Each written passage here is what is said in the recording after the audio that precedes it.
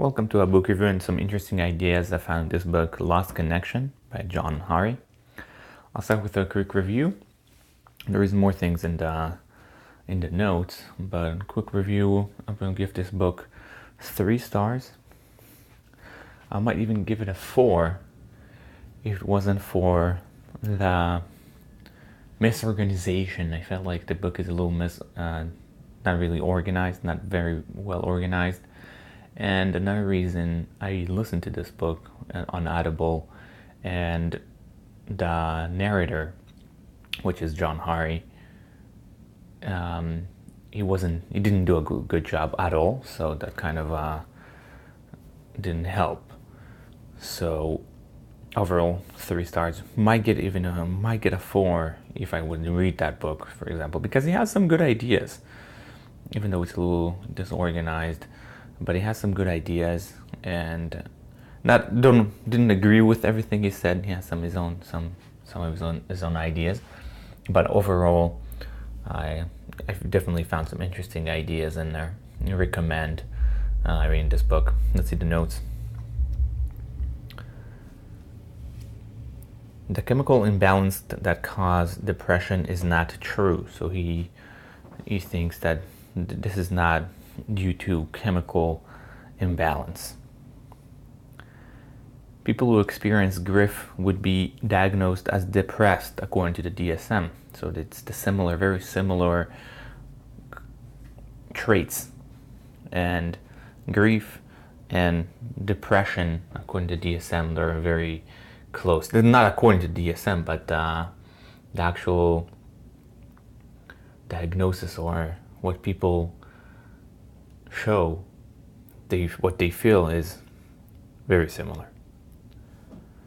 If something negative happened in your life and you don't have supporting people around you, you're much more likely to get depressed. So if you don't have the support around you and something bad happened, those people are much more prone to get depressed. Back in the days, loneliness meant unsafe situations.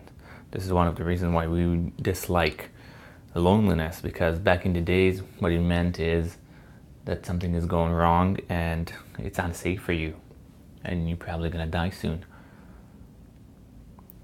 People who are lonely show similar activity as being under attack, has a very similar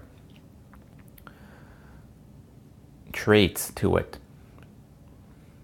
Being alone and being under attack. So I think like some of those hormones that he talks about, cortisol and other ones, that both of those shows.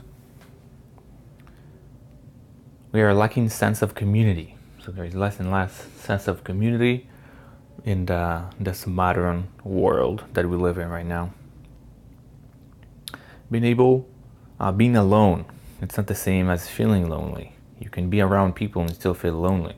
So there's differences between being alone to feeling lonely. There is some people who don't see the differences, but there is a distinction between them.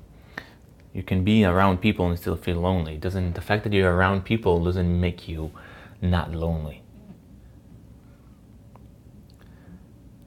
Online versus real communication is the same as pornography versus sex. That's a good one. So comparing online to real life communication is not the same. Some people say I have a connection, I connect with people online, but this is not the same. It's similar, like saying, oh, I'm having sex because I'm watching porn. So I really like this this analogy. I think it's a great and kind of true, because it lacks a very fundamental trait. So sex and pornography, it's not the same. You don't feel the same. Sex it's much more real. First of all, of course it's real, but it has more, I'm sure, more chemicals and other things that are associated with it. Similar with when you talk to people in person versus online, it's not the same. It lacks that excitement in some way.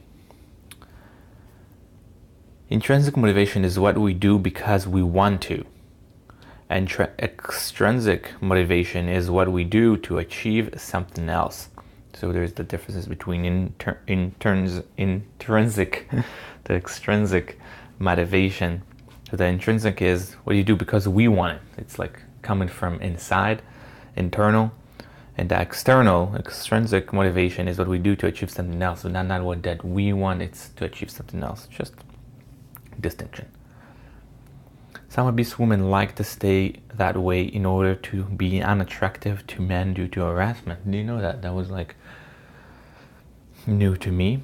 So some of them are like consciously trying to be unattractive because some previous experience of harassment or similar.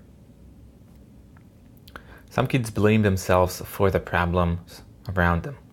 So that's also another cause. It could be depression because they blame everything on themselves because of what's happening around them or to people around them. Walking around crunched shows you're defeated and as not worth fighting for. So that's when some people walk that way. Not consciously, it's not consciously, but also animals are doing the exact same thing. When you go crunch, it means that you're like defeated, you're like on the bottom of the hierarchy, not the bottom, but somewhere in the bottom of the hierarchy, and it doesn't worth to fight with you because you're already defeated. In other words, you're not gonna gain anything, you're not gonna go up in the hierarchy because you're on the bottom.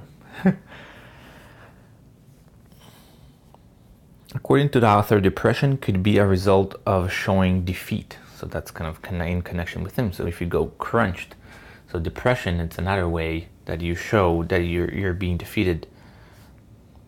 You're depressed. So they go together. When we go outside, we see how little we are compared to the outside world, which enable us to get outside of our heads and thoughts. That's why all kinds of experts recommend going to nature, because we go out of ourselves and we go out of when we stuck with our thoughts and everything, and then we go outside and see how everything is vast and big and how our problems are not what's the most important thing. When people are depressed, they have a hard time thinking about the future and only concentrated on the next few hours as unbearable. They can think far into the future, just in the next hour or two, which is like, and they think about that next hour or two as terrible and don't even think about a week or days from now, not to mention months. Genes can increase the possibility for depression if a traumatic event occurs, but it's not as heritable as height. So genes can, so what gene plays a role in depression is that if you have an increased, if you have those genes, you have an increased possibility if something of depression if something bad or traumatic occur. But it's not as if you just like, if you have depressing or something like depressed genes in your family, that means that you will have. You're more likely to activate if something happens. It's not as heritable as height though. Height is very, I forgot what's the height irritability, but depression is not as high. There is a Turkish saying, if a baby doesn't cry, they would not get a nipple. So sometimes in order for them to I forgot what it meant, but I really liked it. So sometimes if you don't say anything, you're not going to get anything. That's kind of the idea, the metaphor.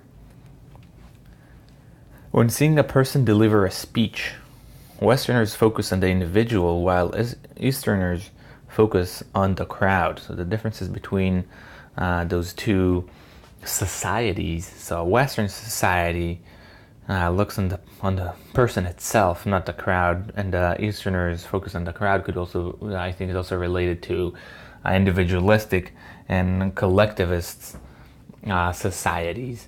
If you look more on a collective, Easterners more known to be collectivists, and that's what they more they care more about, unlike the Westerners, that they're more individualistic. Then that's what they look upon or at. One of the way to combat depression is not being individualistic. It's more about the collective and the connection. So we are not alone. So that's, he claims, also one of the reasons to combat depression is by getting out of ourselves. In other words, you're being too much of Westerners, and we need to have more connection, look at ourselves as a collective. Side note, the book is a little messy in terms of writing and story order. So I spoke a little bit about it before. It's kind of hard sometimes to follow his thoughts and logic. Sometimes you feel like, what is he trying to get here? I feel it's a little disorganized. Humiliation and depression are often correlated. Talking to people about it could help. So there is a correlation between people that have something humiliating happening in their lives. They're more likely to be depressed, and there is a high correlation between them. But he says, like, talking about it, like with whom, like friends or therapists, that could help a lot. We don't have chemical imbalance. We have social imbalance. I think that's a very good summary of this book. The balance, especially the first one, the first note I took is that he does not believe that depression is a cause of chemical imbalance. He thinks that depression is a cause of social imbalance. So it's an interesting idea. I definitely think that it's hard.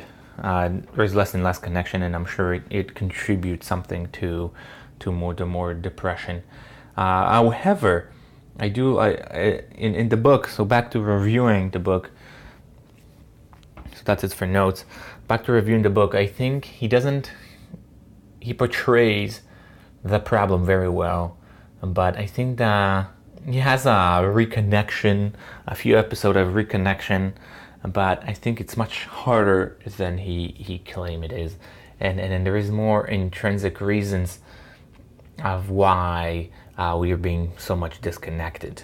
There is also some benefits of being disconnected that he doesn't talk about. So I think it's very good to know, but the solutions he offers, he doesn't offer very good ones, I think, and the ones that do, I don't think they're very, very easy to sustain or to change.